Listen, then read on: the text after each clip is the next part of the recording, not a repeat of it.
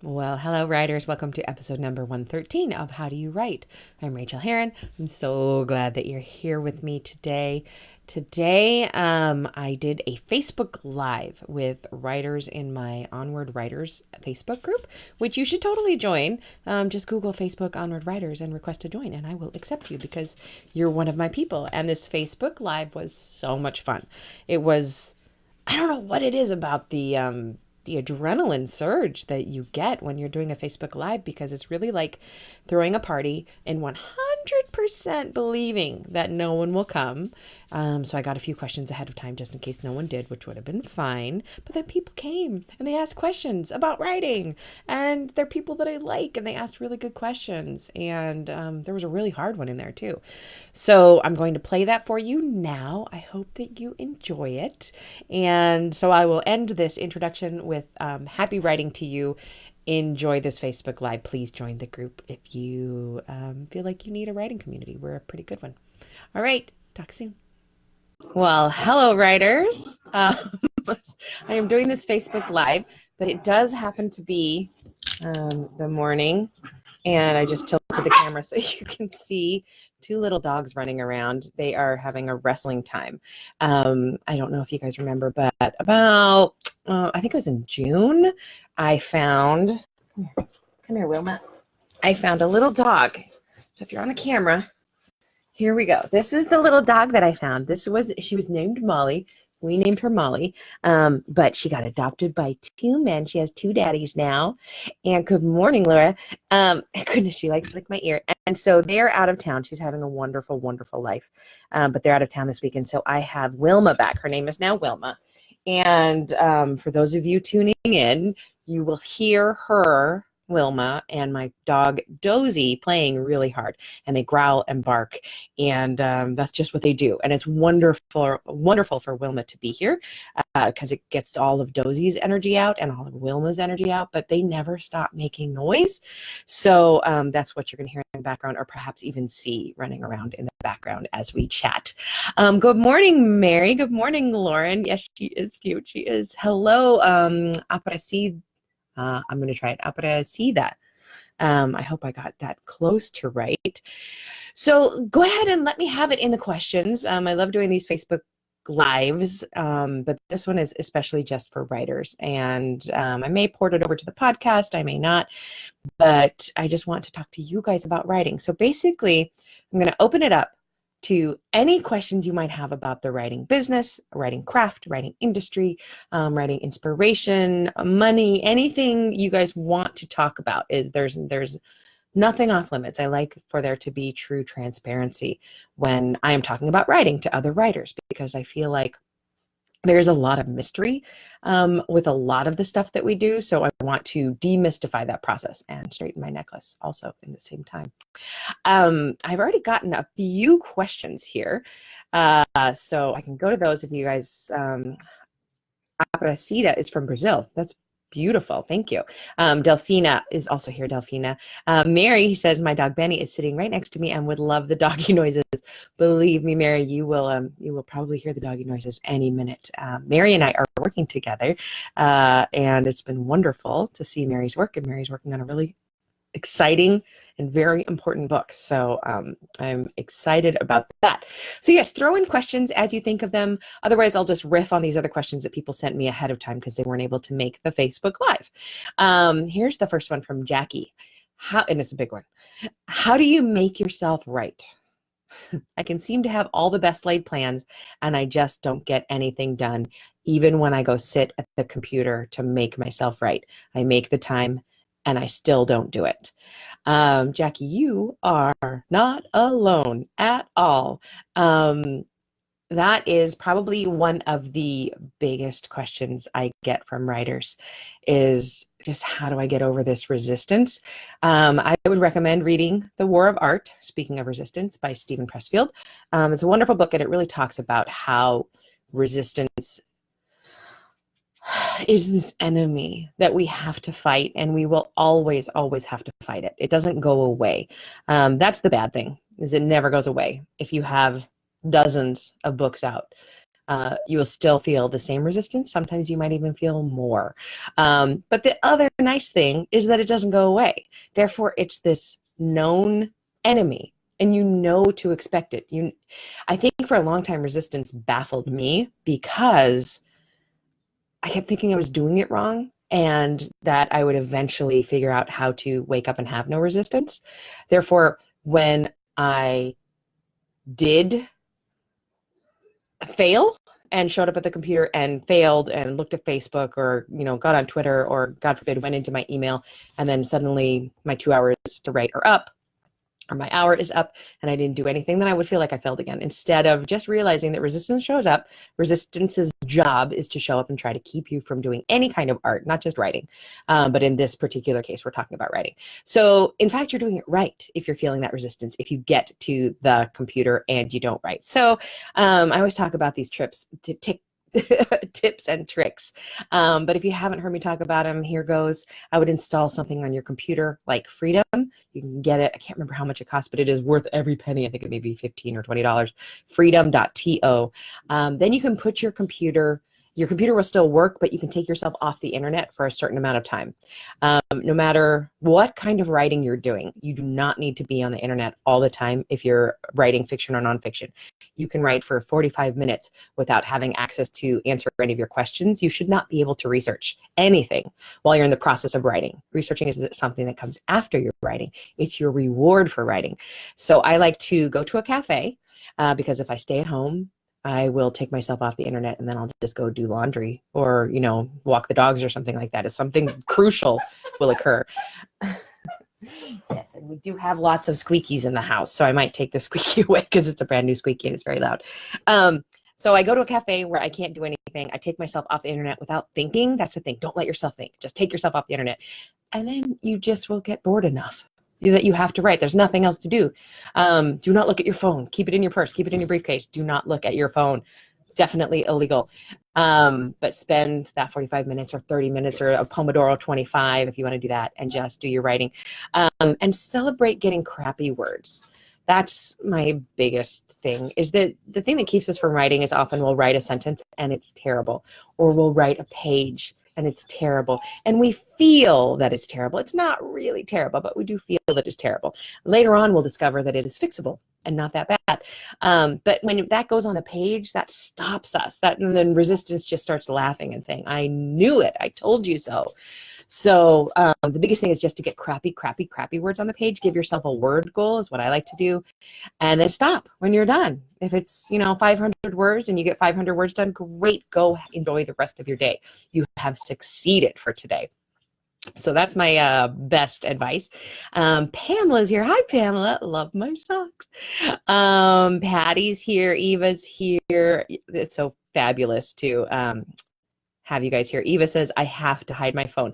Interestingly, I don't have to hide my phone. I don't like my phone very much. I pretty much have it on silent all the time, which drives my wife crazy, literally. And I don't have any notifications on my phone. So perhaps, you know what? I just realized this. Perhaps that's why I don't have any attachment to my phone, because I don't get notifications of emails, tweets, Facebook. The only thing that pops onto my phone are texts, and I hate the sound of a text. So again, it's always on silent. So I don't have that dopamine reward system with my phone. But if you do have the dopamine reward system with your phone, leave it in another room. Like leave it in the bathroom and close the door when you're doing your writing. Definitely put it on silent. People will survive for 45 minutes without you, hopefully. And the other thing I would recommend is getting rid of notifications on your phone. You can still open Twitter and look at all your notifications. You can still open Facebook. Keep the texts on because obviously people in your real life need to contact you. But otherwise, take all notifications off your phone. It's liberating. It's awesome. Laura says, how do you know what to put in your newsletters? I don't want to just sell to my list, but I'm stumped on what to say to them. This is a huge question, and it is dependent on the writer. But for me, people join my newsletter for the fiction and the nonfiction I write because they like my voice, because they want to hear more of my voice. So I give them my voice. I talk about my life. That is something I'm really comfortable doing. I don't mind. I don't not mind talking about my life. I love talking about my life. I love taking things that happen to me and turning them into little stories and sharing them with people. But that, I know that's my tick. That's my thing. That's my shtick. That's what I do. So some people are a lot more private. So in that case, I recommend mining your life for those little funny or poignant or meaningful things that happen, just little things, and choosing what you're comfortable with sharing, because you writing about yourself is what your readers care about. They also want to know what book you have coming out. They really want to know when you're putting out a book. But other than that, they don't need to hear sales stuff from you. They want to hear little things that you care about, the things that you can feel comfortable sharing. And they want to hear when your next book is coming up. They probably want to see your cover reveal. But much more than that, they don't want to hear. And the nice thing is, just remember that the unsubscribe button is your friend. The people who unsubscribe from your newsletter are the people who are not your core audience. They're not your true readers, and you shouldn't have them in your list anyway. So I always congratulate myself when I get unsubscribes, which happens all the time. It's just a cost of doing business with newsletters. But one tip I'll share with you for newsletters, and something I do when I'm really feeling like I have nothing to say, is I'll just go through my Kindle and see what I've read recently and what's something that I've loved. And I will, this is a good trick. And I will give that book away. I'll basically write a little review for it. I will give it away to somebody on the newsletter. In the newsletter list, and in the open line, I'll say something like, "Did you win the free book?" And then after my text, I put the little review of the book, and then I say, "And Karen Edwards, you won." And Karen Edwards, if you're on my list, I thought I was making those words up, but as soon as they came out of my mouth, they sound familiar. So I'm not talking about you, but and the nice thing, here's the trick. I say, "Karen Edwards, you won." I do pull a random name off of my mailing list. And then I say, "Please contact me, reply to this email, and I'll send you the book in your format." I offer to send it from their independent bookstore. And sometimes when people win, I'll call the independent bookstore. I'll have them order it. I'll give them my credit card, and then they come in and pick it up. Or they can get it in Kindle or Kobo or iBooks or whatever form they want, or have it mailed to their house. But I would say 40 to 60% of the time, Karen Edwards doesn't see that. Her eye doesn't get all the way down. So what you're getting from that is goodwill from people reading your list, knowing that you're amenable to giving away books and you're cool that way. And sometimes you don't have to send it. So because that person won and she didn't claim it. So you should always read my newsletters, is what I'm saying. That's a nice little thing I like to do. Let's see. Stephanie says, "Can you talk more about character wounds and developing characters that fit the plot?" I love character wounds. I often talk about Michael Haig's method of creating characters. And I'll just do it really, really quick. But if you ever can take a class with Michael Haig, he also has books out. He's a screenwriter, and I just think he's brilliant about this. So your character needs to have a wound, preferably that happened in early childhood. It can be exacerbated by something that happened as a teen or as a young adult, like, the first heartbreak or, their first boyfriend dies. But it's even stronger if the wound happens in early childhood. Say, like, their father takes off and never comes back. Let's just use an easy one. So their father is a female character. Their father takes off and never comes back. She develops a wound around that. The mistaken belief that arises directly out of the wound, the mistaken belief is the second thing. It always arises directly out of the wound, tells her that she's not worthy of love. The belief that happens from the wound is always wrong. It's always mistaken. So her belief is that she's not worthy of love. The exterior identity that then she presents to the world because of that mistaken belief is that, bye Lala, she's walking behind me. She's going to work. The exterior identity that they present, that this woman would present, is that I don't need love. I'm strong enough. I want to be by myself. That exterior identity that we're giving her to present to the world is protecting that mistaken belief that she really believes down in her heart that she's not worthy of love. So she's going to pretend like she doesn't need love. And then the fourth part is her actual essence, which is, of course, we are all worthy of love. We are all worthy of admiration and devotion and care from other characters and from ourselves in these books. So oftentimes, we've got the wound, we've got the mistaken belief, we've got the exterior identity that they show the world, and we have the true essence. Oftentimes the true essence comes down to the same thing, no matter what you're writing. It usually comes down to that character is worthy of love and respect. So but the question I think Stephanie's asking about character wounds and developing characters that fit the plot. Dogs throwing bones in the background, is that when you're thinking about these wounds, I think about these wounds before I start writing the book. And if I have part of the plot formulated in my head, I try to make them directly fit that plot. So if we are dealing with a story about a woman who does not think she's smart enough to stop the bomb going off that will irradiate and kill the entire planet, like we know that that's going to be her dark moment when she almost fails to save the planet because she feels she's not smart enough to do something, then abandonment, a wound caused from abandonment, might not be her wound. It shouldn't be her wound.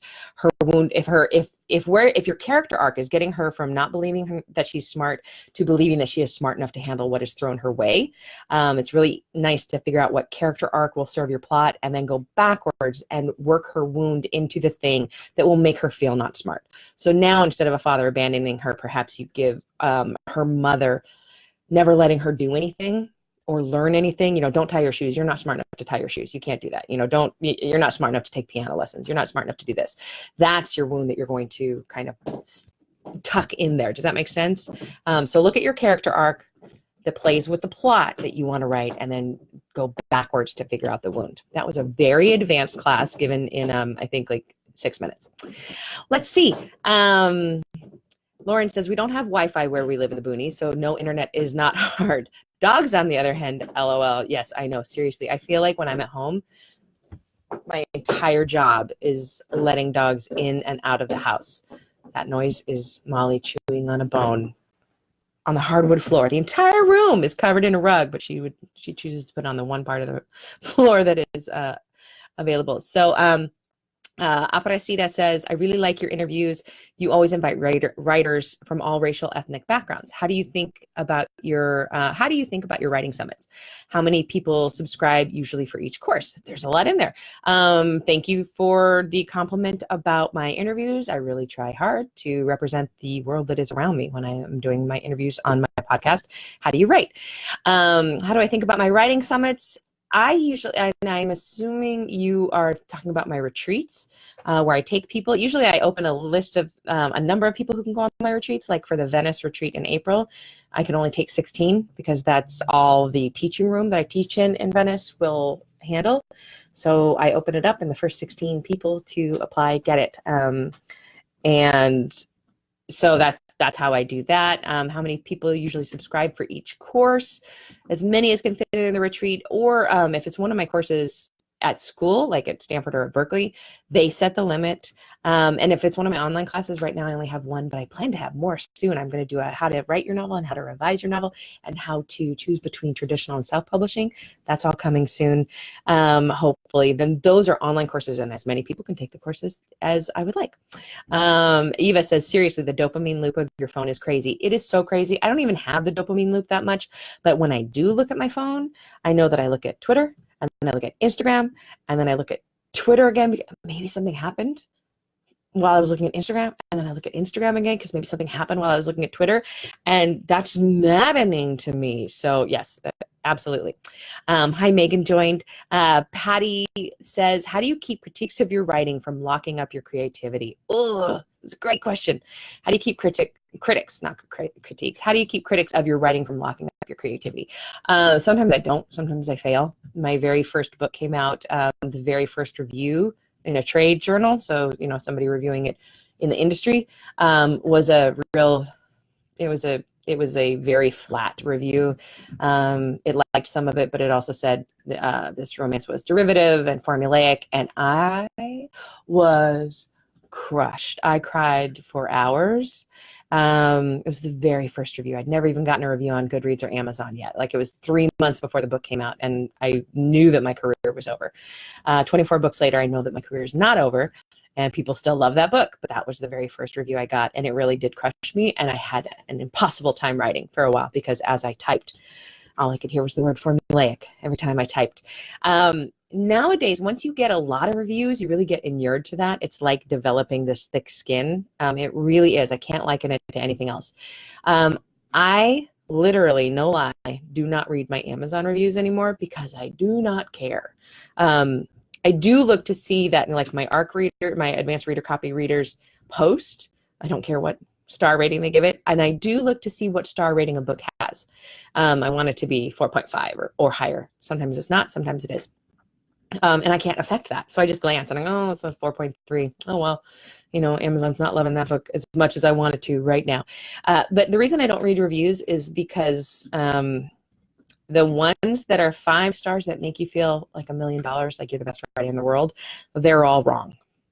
The ones that are 1 stars, actually, sometimes the only reviews I will read are the 1 stars because they're hilarious. They're also not true. The truth lies somewhere in the middle, and my editor is the one who gets to tell me how good or bad my book is and help me shape it to be better. But once the book is out there, I can't change it. So reading those 2 to 4 stars really don't help me. I do read trade reviews. So reviews in Publishers Weekly and Library Journal. Those I pay attention to.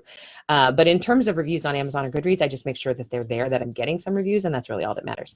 But I will say, truly, sometimes I do. You can go into your dashboard on Amazon and sort so that you just see the 1 stars. And I will sometimes glance over the 1 stars and then copy and paste some of the really, really hilarious ones and send them to my girlfriends because they are so funny. So I recommend that you do that because it just doesn't hurt anymore at all. I think it's just, I got used to people telling me I suck, and I don't want to get used to people telling me that I'm brilliant.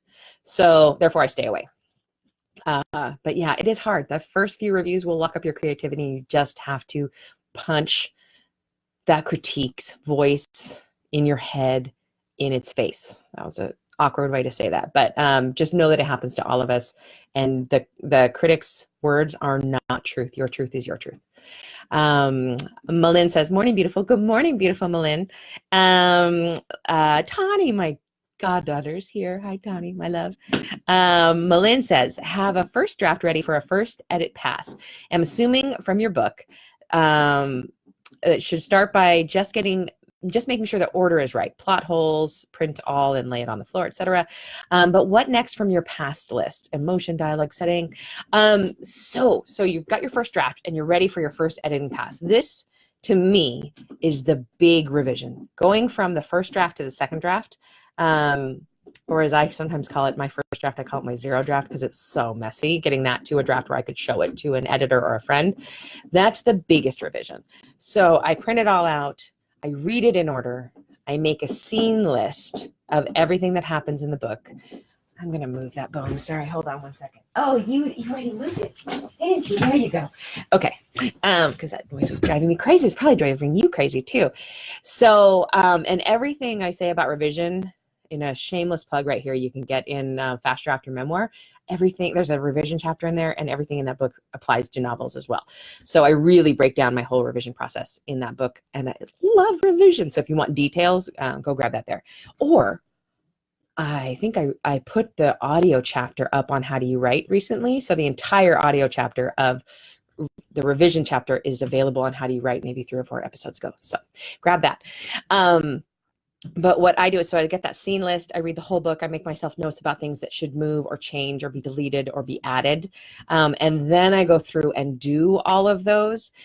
The passes that you're asking about, like the dialogue pass, if you're bad at dialogue or not as strong at dialogue and you want to make it better in a pass, I do that after this first major revision. I do the first draft, I do the first major revision, still not making sentences pretty or making dialogue perfect or getting setting exactly right if those are things you're not strong at. I save that for like the 3rd or the 4th pass. And then I'll say, okay, the first draft is done. Now the book is in the shape that I want it to be. All of the big pieces are locked into the right place. Now I can go through, because I'm really weak at setting, and I'll just do a settings pass. And each scene, I make sure there's good setting and it's there. It's not worth me doing that earlier if those pieces are going to move. And there's no use in putting a setting into a scene that I'm going to ditch and throw out because it wasn't the right direction. So I wait until the book is in everything's in its place, and then I start doing those passes. Good question.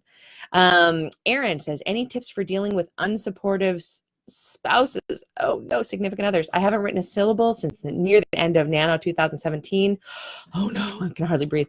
When she lost her shit on me for all the time I was spending on that Nano crap, and it was so horrible, I haven't been able to pick it back up for any story. Erin, my heart is breaking. The fact about writers, and this is something to be really conscious of, is that almost anything can break us at any time, which is why I'm really careful about critique groups. I don't often recommend critique groups. I recommend critique groups for encouraging you to do your writing, but not to critique it, because the wrong sentence from somebody can break it. In the worst cases, family members that you love, especially spouses, can break your heart harder than the people in your critique group.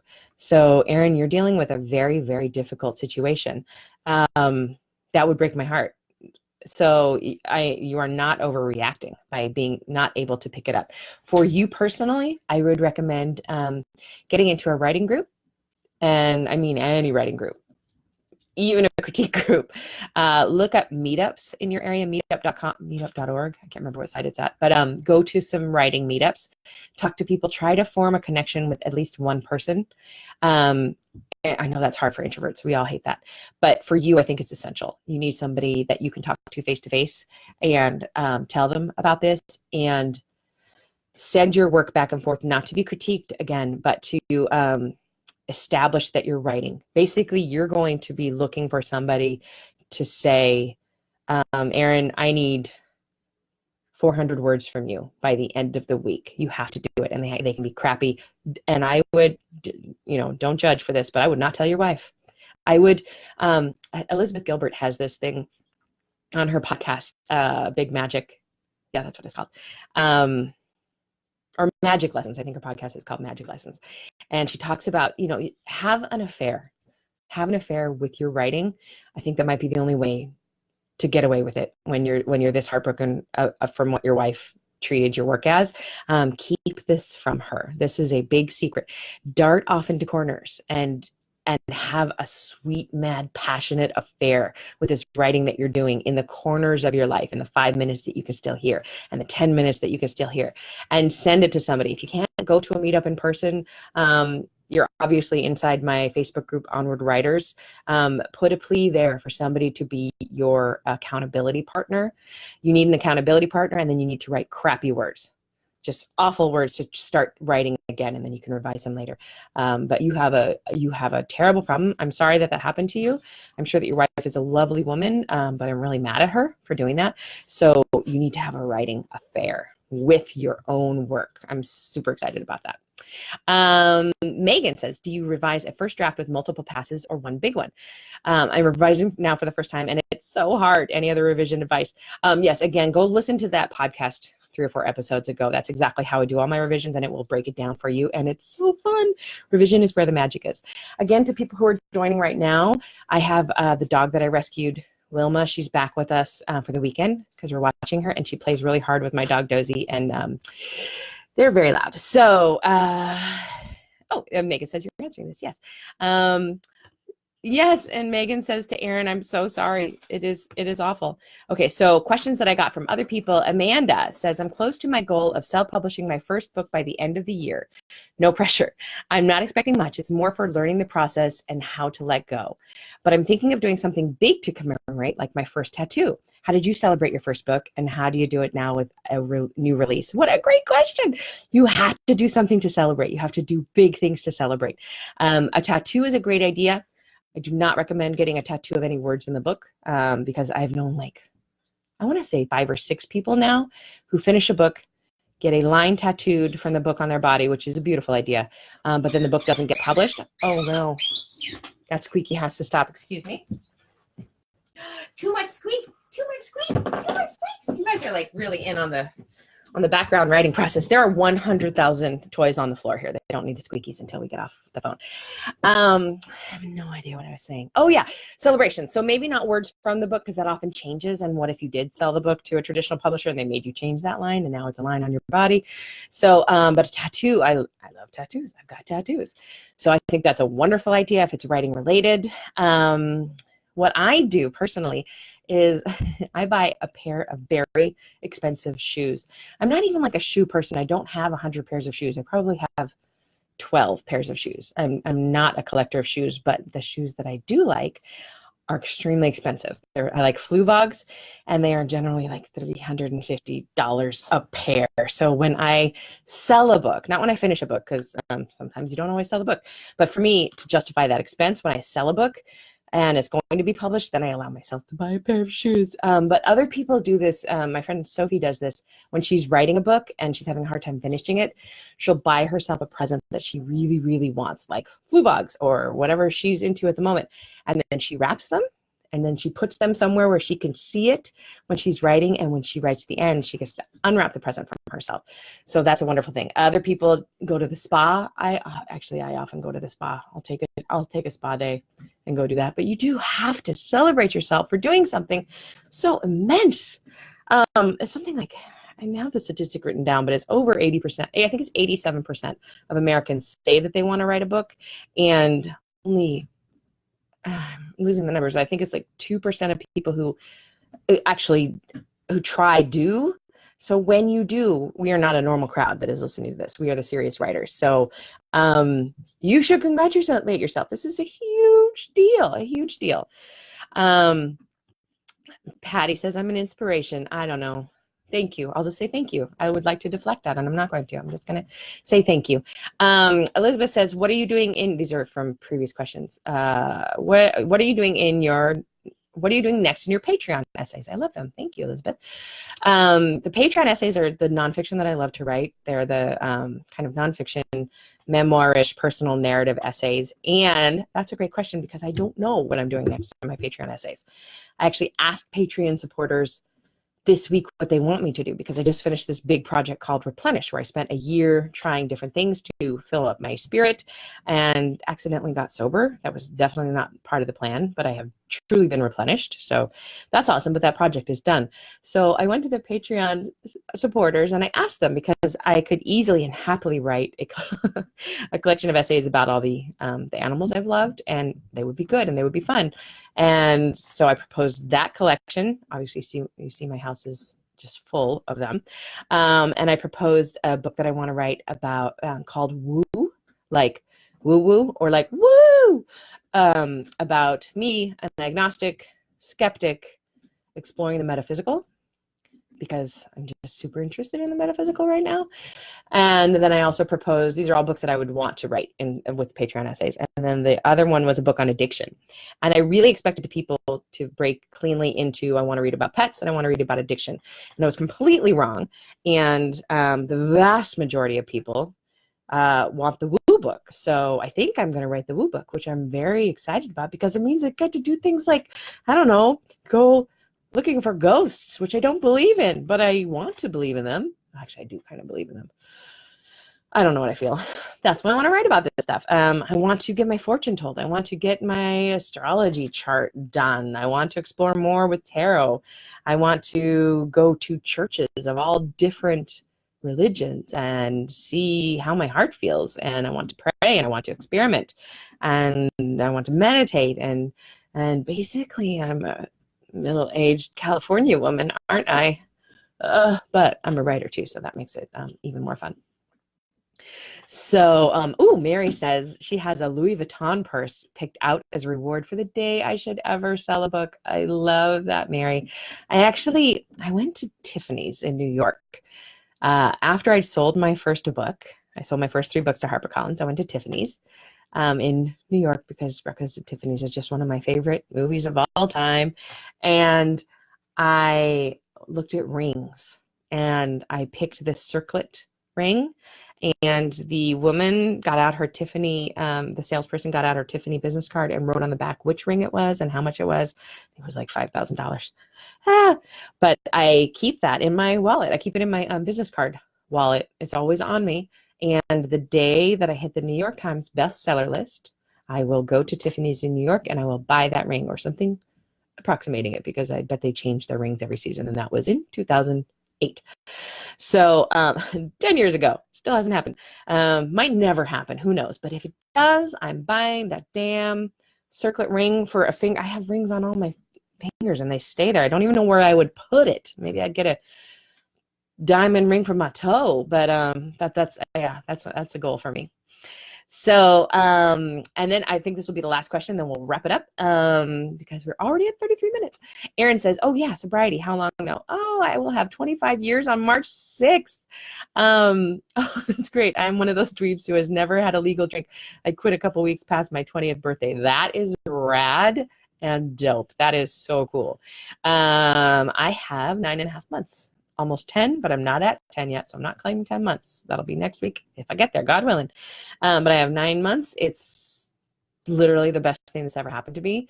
I'm so glad that I realized that I had an alcohol problem, because fixing it has helped my entire life in every way, and I had no idea that would happen. I just wanted to stop drinking, and instead I found a new life. It is so cool. Like I feel like I'm renewed in every sense of the word, and it makes writing so much more exciting. It makes all my relationships more exciting. It's so cool, you guys. So that's why I'm kind of really open about it, because it's so great. And I wasn't one of those alcoholics who was living in my car and lost my house and lost my job and all that. I was just a normal, boring, everyday, pass out on the couch alcoholic while watching Netflix, which I think is really a more common story. So I do like to talk about it. And it was some bull crap, and I'm out from under that. And I hope and pray that I will always stay out from under that, with the help of great recovery programs. So that's so fabulous. And thank you for asking. Oh, Melind says, I know I said I was ending, but she says, oh yeah, on the next essays, any chance you could let us know a month ahead what the month's exploration is, so we can do a parallel discovery for fun? I love that idea. I love it so much. I'm going to try to do that. The only problem is sometimes during a month I'll switch because whatever I chose wasn't resonating for me, but I can let you know if I switch. So I think I will do that. I will take that advice. If I forget, will you remind me? You know my brain. Stephanie is doing Dry-Cember this month. Awesome. You're being dry with me. That's perfect. Lauren says, congratulations. Thank you so much for doing this today. Or you didn't say so much. I accidentally put that in. You really said thank you for doing this today. You're welcome. Faith just joined. Faith, I'm logging off, but you'll be able to listen to the whole thing either on Facebook, or I think I will put this on my podcast. You guys are amazing. You guys are why I do this. Not why I do this. I actually do this for money too. But the connections I have with readers are insane and amazing, and they bless my life. But the connections I have with you guys, with the writers, are really what make me get up in the morning, honest to God. I just feel like we are a family, and I'm so glad that you're here with me. So thank you so much for doing this. I guess I should mention business things. If you'd like to look at the Patreon essays, just $1, you can read all 24 essays that have gone before at patreon.com/Rachael. And that's all the business I'm going to do. Please keep me posted on all your endeavors. Please listen to How Do You Write? Please make sure you're on my email writing list. Is just for writers, which I haven't actually sent a writing email out for a couple of weeks. I apologize for that, but you can get on that at rachaelherron.com/write. And I wish you very, very, very happy writing. Thank you for doing the Facebook Live, because I was pretty sure that no one would show up, and that's why I got questions from people ahead of time. So love you all. Thank you. Thank you so much.